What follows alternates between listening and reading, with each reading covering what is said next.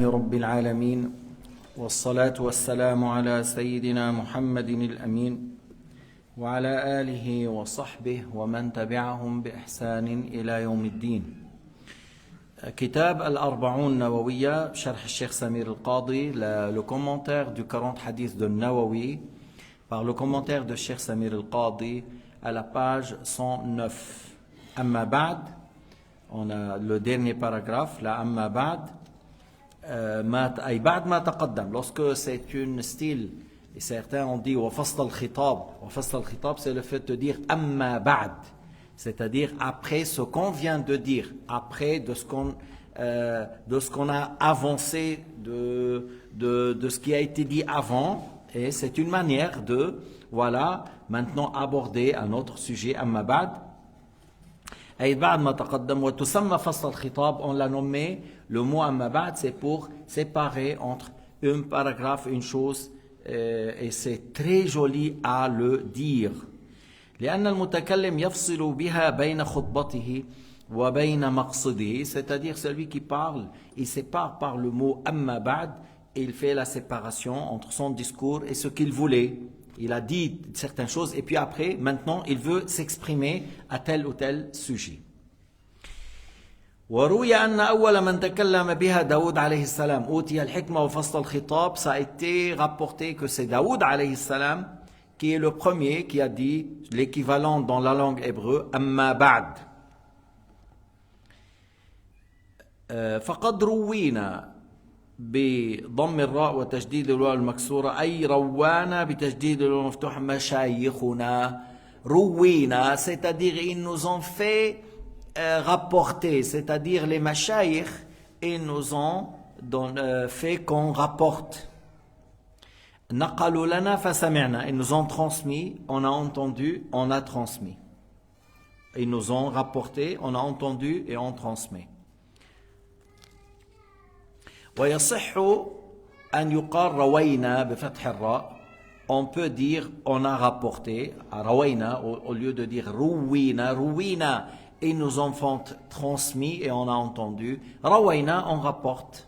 Mais ils ont rapporté suite à ce qu'ils ont entendu, bien sûr. Sinon, la lignée est coupée. Parce que dans le hadith, chaque personne a entendu la parole de son cheikh, jusqu'on arrive au compagnon qui a entendu de la part du prophète Muhammad sallallahu alayhi wa sallam. An Ali ibn Abi Talib. Alors là, on rapporte là le hadith de Ali ibn Abi Talib, le grand compagnon, le premier enfant qui a embrassé l'islam, c'est le premier enfant qui est rentré dans l'islam, qui est mort martyr, qui a été tué, martyr dans Al-Kufa, tué par Ibn Muljam al-Khariji, de la secte al-Khawarij, qui ont appris le Coran par cœur, et avec ça ils sont des grands égarés, à tel point que Sayyidina Muhammad a dit, les pires des premiers, c'est celui qui a tué la chamelle. C'est un grand mécréant, voilà, et grand kafir. Il a dit les pires des premiers, c'est celui qui a tué la chamelle. Il a dit les pires des derniers, c'est lui qui te donne un coup sur la tête, il fait rougir celle-là. C'est pour dire à quelle méchanceté. Et celui-là, avec son groupe, ils disent, wow, celui-là, il a donné un coup, il va la ramener au Firdaus. Le coup par lequel il a tué à Sayyidina Ali. Alors vous voyez l'égarement et le kufr et les idées sectaires à quoi ramènent un acte criminel avec grand égarement. Et il dit, ça va me ramener au Firdaus. Et il y a des gens, lorsqu'ils voient le mal comme bien, ils voient le kufr comme iman. Ils voient la désobéissance comme obéissance. Il y a beaucoup de ces sectes. Il y a des gens qui voient le fait d'insulter les grands compagnons comme quelque chose de la foi. Shia. Ils insultent Abu Bakr ou Omar et ils considèrent ça c'est quelque chose de bien. Ma'azallah, ma'azallah. Sibab al-Muslim fusouq. Insulter un compagnon, c'est un grand... insulter un musulman, un grand péché. Et si c'est un grand compagnon, comme Abu Bakr et Omar, un grand compagnon, Alors Ali ibn Abi Talib, de Ali ibn Abi Talib, المستشهد في الكوفة الذي قتل شهيدا في الكوفة على يد واحد من الخوارج يقال له ابن ملجم سنة 40 عن 63 سنة de l'année 40 de l'Hégire. Et il avait 63 ans, Sayyidina Ali ibn Abi Talib. Wa Abdullah ibn Mas'ud, encore, le hadith là a été rapporté encore de Abdullah, fils de Mas'ud, un parmi les grands compagnons qui ont embrassé l'islam, parmi les premiers. Al-Hudhali de Bani Hudhayl, المتوفى بالمدينة سنة 32 عن 60 أو 70 سنة. C'est-à-dire Abdullah ibn Mas'ud est mort à Médine en ayant 60 et quelques ou 70 et quelques années. ومعاذ ibn Jabal, encore, c'est un grand compagnon parmi l'Ansar. Les autres, c'est de l'Muhajirin, c'est de la Mecque. Mais Mu'adh, c'est parmi les gens du Médine, Al-Ansari. Al-Mutawaffa fi ta'oun Amwas. C'est un ta'oun, c'est la peste. Il est mort dans une année où il y avait la peste, on dit peste de Amwas, qui a touché. Amwas, c'est une ville dans le pays du Cham, en Palestine. C'est entre le Cham et Al-Ramla, au Bayt al-Maqdis. C'est entre Cham, Al-Ramla, Bayt al-Maqdis, on dit Amwas. Pourquoi on a dit Ta'oun Amwas? Parce que la peste a commencé depuis là-bas. La peste a commencé de cette ville et puis après, c'est répandu. بالأردن, alors c'est une Amwas, c'est en Jordanie. سنة 18 et عن 33 سنة. Alors Mu'adh ibn Jabal, il est mort à l'année 18 de l'Hégire et il avait 33 ans. Mu'adh ibn Jabal. وأبي الدرداء عويمر ابن عامر الأنصاري المتوفى في الشام سنة 32. Encore Abu Darda, connu parmi les Sahaba et parmi l'Ansar, des gens du Médine encore, et il est mort dans le pays du Cham l'année 32. Wa Abdullah ibn Omar ibn Khattab, Abdullah fils de Omar, Abdullah fils de Omar ibn al-Khattab al-Qurashi, c'est bien sûr ce Omar de la Mecque, de Quraysh, et son fils aussi, il est son fils de Quraysh. المتوفى بمكة سنة 73.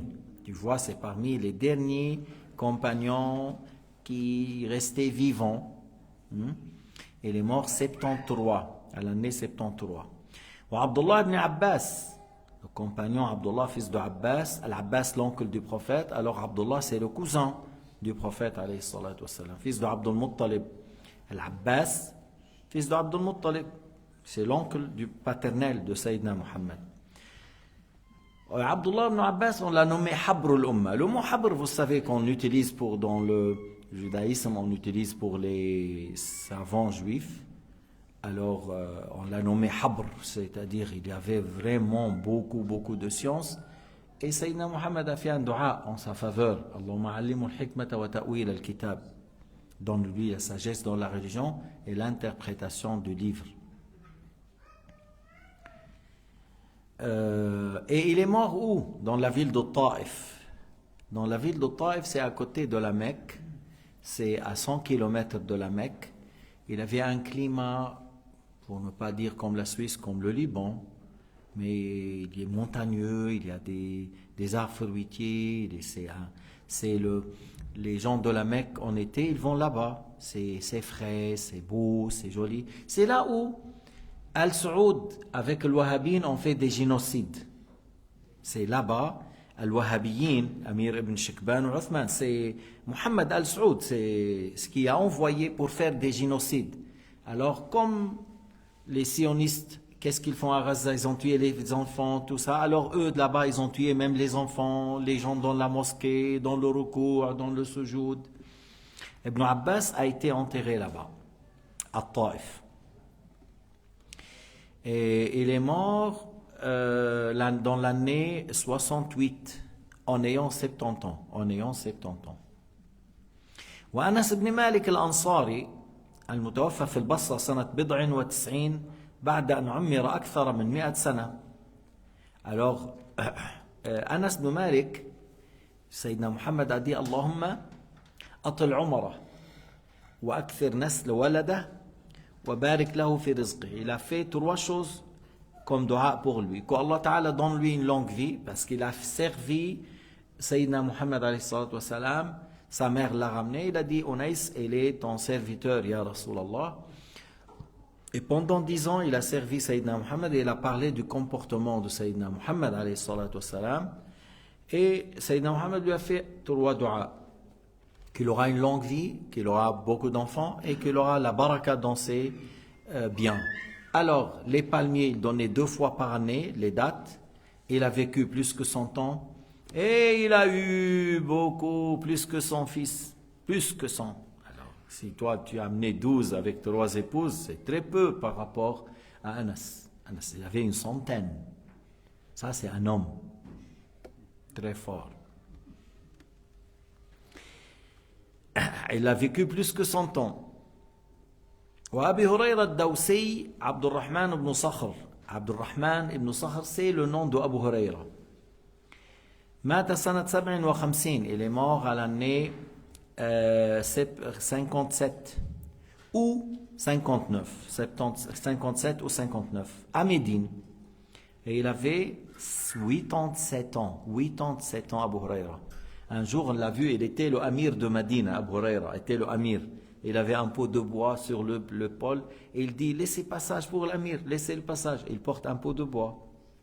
C'est pas comme le amir d'aujourd'hui, Mercedes devant, Mercedes derrière, 200 personnes, garde-corps, tout ça, on le ramène. Non, non, non. Le vrai amir, c'est comme ça. Il porte un pot de peau et il marche, laissez passage pour l'amir. C'est des gens modestes, c'est des gens qui cherchent le halal, c'est des gens qui sont pas orgueilleux, c'est des gens qui jugent, qui vivent avec l'équité. C'est pas comme ceux qui ont pris, par exemple, les chiites qui ont pris l'Irak. Dès qu'ils ont fait, ils ont volé. Alors le Irak, il a été dépassé. La Guinée était mieux à un certain moment que l'Irak. Parce que ils ont volé. Ouf. Et le bien de l'État, c'est pas normal. Si quelqu'un, il prend 1 franc, injustement de l'argent de l'État, c'est du vol. Et le jour du jugement, il sera questionné. C'est pas parce que l'État, alors tu prends, tu voles.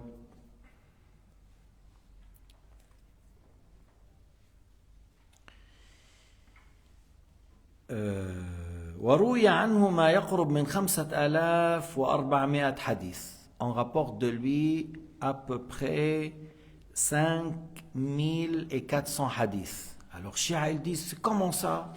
Comment il est rentré dans l'islam parmi les derniers et Ali n'a pas rapporté 4000 hadiths? Pourquoi Abu Huraira, il va rapporter 4000 ou 5000 hadiths? On dit, mais Ali était pris par le gouvernement et par la guerre qui a eu lieu. Il y avait beaucoup de choses qui l'ont occupé. Sinon, Sayyidina Ali a beaucoup plus de science que Abu Huraira. Beaucoup plus. Il a beaucoup plus de science et de mérite.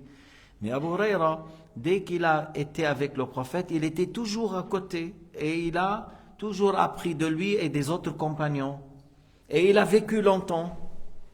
Il était avec le prophète, alayhi salatu wassalam, des années à côté de lui. Et il captait bien ce qu'il entend. Et il a fréquenté les autres compagnons. Et il a vécu longtemps. Et il a rapporté beaucoup de hadiths. Et on ne pense pas qu'un compagnon ment volontairement sur le prophète Muhammad sallallahu alayhi wa sallam. Le fait qu'Allah Ta'ala a loué les compagnons du prophète alayhi salatu wa sallam en général, on ne pense pas qu'un compagnon volontairement ment sur le prophète.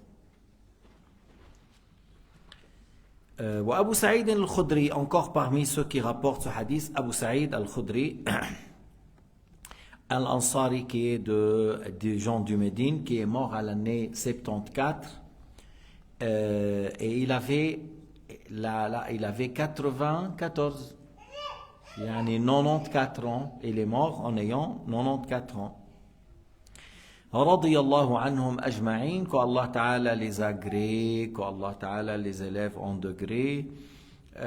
Min turuq, tous ces compagnons, on a eu des chaînes de transmission du hadith qui viennent vers tous ses compagnons. Abu Huraira, Abdurrahman, Ibn Omar, Ibn Abbas, Abu Sa'id al-Khudri, Mu'adh ibn Jabal, Ali ibn Abi Talib, avec des chaînes de transmission qui vont chez ses compagnons, avec beaucoup de chaînes, biriwayat mutanawwi'a, avec plusieurs des chaînes qui nous ramènent vers ses compagnons.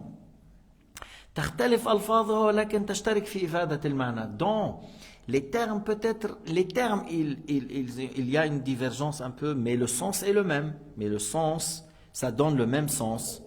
أن رسول الله صلى الله عليه وسلم, que le messager de Dieu, alayhi الصلاة والسلام, Muhammad, fils de Abdullah, fils de Abd al-Muttalib, fils de Hashim, fils de Abdi Manaf, il va dans la chaîne jusqu'à fils de Nizar, fils de Mudar, fils de Ma'ad, fils de Adnan, en parlant de la lignée de Sayyidina Muhammad sallallahu alayhi wa sallam. قال من حفظ, c'est lui qui a appris par cœur, c'est lui qui a appris, وظاهر الحفظ, c'est-à-dire c'est lui qui a appris par cœur.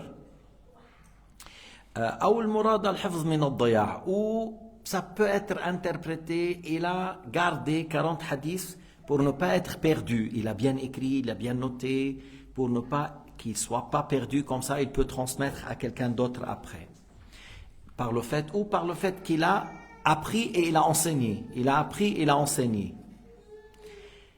Même s'il ne l'a pas appris par cœur, mais au moment où il a appris, il a transmis. Ou il a noté et il a transmis. Il a noté et il a transmis. Même s'il l'a appris par cœur. Mais on dit l'apparence qu'il a appris par cœur. Et ça peut être interprété qu'il a bien écrit, qu'il a bien préservé, jusqu'il l'a transmis à quelqu'un d'autre. Ça peut être interprété de cette manière. Lorsqu'on dit ala ummati, c'est-à-dire il a bien préservé, noté, pour transmettre, afin de rester, que ce hadith reste pour ma communauté. أي لأجل تعليم أمتي فعل للتعليل كما في قوله ولتكبروا الله, c'est-à-dire على أمتي, afin de transmettre à la communauté, comme dans l'aya, afin de faire des éloges en disant Allahu Akbar ولتكبروا الله على ما هداكم, sur le fait qu'Allah Ta'ala il vous a guidé. والأمة, qu'est-ce qui est voulu par l'umma? الأمة جمع لهم جامع يجمعهم من دين وزمان أو مكان أو زمان. Lorsqu'on dit umma, en réalité umma, c'est ce qui ont réuni sur quelque chose, une religion, une place, un temps, voilà, on dit umma. لكن أمة محمد صلى الله عليه وسلم يطلق على كل من بعث إليهم. Si on dit la umma du prophète Muhammad, alors là on a deux significations. La umma à qui Sayyidina Muhammad est envoyé, et alors toutes les gens de la terre rentrent dans cela. Sayyidina Muhammad est envoyé pour tous les gens de la terre. Maintenant, la signification, ceux qui ont accepté, ceux qui ont cru, on dit ummatul ijaba. La umma qui ont accepté, la umma qui ont cru, la umma qui ont exaucé, la umma qui était d'accord avec Sayyidina Muhammad. Ils ont cru en Dieu, en lui, alors dit ummatul ijaba. La ummatul da'wa, à qui le prophète est envoyé, même les Chinois rentrent dedans. Tous sont concernés, ummatul da'wa, comme tu dis, Nuh a été envoyé pour telle communauté, mais ceux qui ont embrassé l'islam, c'est 80 et quelques. الذين آمنوا من أمة نوح بضعة 80 نحو 80 وشيء. Mais sa communauté, la communauté de Nuh, c'était nombreux et plusieurs tribus sur la terre. Alors, on dit, les 80 et quelques, c'est la umma qui ont cru, ummatul ijaba. Et les autres, c'est ummatul da'wa. Et pour le prophète Muhammad alayhi salatu wassalam, tous les gens de la terre, depuis Sayyidina Muhammad jusqu'à la fin du monde, c'est ummatul da'wa, à qui il est envoyé. Ceux qui ont accepté, depuis l'époque de Sayyidina Muhammad jusqu'à la fin du monde, on dit c'est ummatul ijaba. La umma qui ont accepté, qui ont cru, qui ont rentré dans l'islam. فإذا يطلق على كل من بعث إليهم ويسمون أمة الدعوة كما يطلق على من آمن ويسمون أمة الإجابة وهم المرادون. Lorsqu'on dit أمة محمد, يا أمة الإسلام, يا أمة محمد, oui, on vise par ça les croyants. Parce que les gens de Gaza, lorsqu'ils demandent secours, c'est pas aux Chinois et c'est pas avec شو اسمه هذا l'Indien là qui adore les rats ولا les vaches maudits. Non, ils font l'appel à l'islam. Ya ummat al-islam, aina antum? Où vous, la communauté musulmane, la umma de 2 milliards, où vous êtes? On ne trouve pas de l'eau pour boire, on ne trouve pas du blé, on ne trouve pas du riz, on ne trouve pas du lait pour nos enfants. Et vous êtes où? Où vous êtes malade par le fait d'avoir beaucoup mangé et vous cherchez les médicaments pour faire le régime. Et où vous, les princes, que vous payez des milliers d'euros pour ramener les coachs afin de faire un peu de sport pour que tu diminues quelques kilos. Où vous êtes? Aina antum? أين أنتم يا أمة الإسلام الذين أصبتم بالتخمة والشحوم الزائدة من كثرة الأكل ونحن نموت جوعا؟ أين أنتم أيها الأمراء؟ الواحد منكم بيجيب هيدول الرياضيين حتى يعمل له حركات رياضية لأنه تنبل ما بيعمل لحاله. Il est paresseux, il ne va pas bouger tout seul. Alors il paye 5 000 ou 10 000 afin que quelqu'un, il se lève le matin, il lui fait 1 heure de sport le matin et une demi-heure le soir et il lui dit comment manger un petit peu, voilà, il paye. Alors vous seriez comme ça et vous voyez le 2 millions en train de souffrir et mourir. Qu'est-ce que vous faites? Aina antum? Qu'est-ce que vous avez fait? Lorsque les gens de Gaza ils demandent secours, ils demandent à cette communauté. Lama بتشوف les non-croyants, ils donnent à ce criminel qui s'appelle Netanyahou. Les croyants, qu'est-ce qu'ils font pour les croyants? لما تشوف هؤلاء أهل الإجرام والفساد الذين يرسلون القنابل من كل حدب وصوب يعطون لهذا المجرم. طيب وأنتم يا أمة الإسلام ماذا فعلتم لهؤلاء؟ عم نطير لهم طيارة، عم نزت لهم بالباراشوت des boîtes qui tombent sur la tente et qui tuent ceux qui sont dedans. Dans l'avion, lorsqu'il vient l'avion et tu vois les parachutes, c'est comme même pas ceux qui portent un camion. Alors vous vous moquez de qui? C'est des gens, ils ont besoin de 1000 camions. Alors toi tu prends l'avion et tu jettes un seul camion et ça tombe sur la tête de certaines personnes, ils les tuent. حسبي الله ونعم الوكيل حسبي الله ونعم الوكيل نعم المولى ونعم النصير حسبي الله ونعم الوكيل. Alors le hadith, c'est quoi le hadith? من حفظ على أمتي 40 حديثا من أمر دينها بعثه الله تعالى يوم القيامة في زمرة الفقهاء والعلماء. Je m'arrête là, mais je vais traduire bien sûr le hadith pour qu'on complète demain. Alors c'est quoi le hadith qui a été rapporté de Ibn Abbas, de Ibn Omar, de Ali ibn Abi Talib, de Abu Saïd al-Khudri, de Mu'adh ibn Jabal et d'autres, de Abu Huraira et d'autres? Il a dit que celui qui a appris 40 hadiths de ma communauté et qui l'a transmis, voilà, il sera ressuscité le jour du jugement avec les groupes de l'fuqaha, avec les groupes de l'ulama.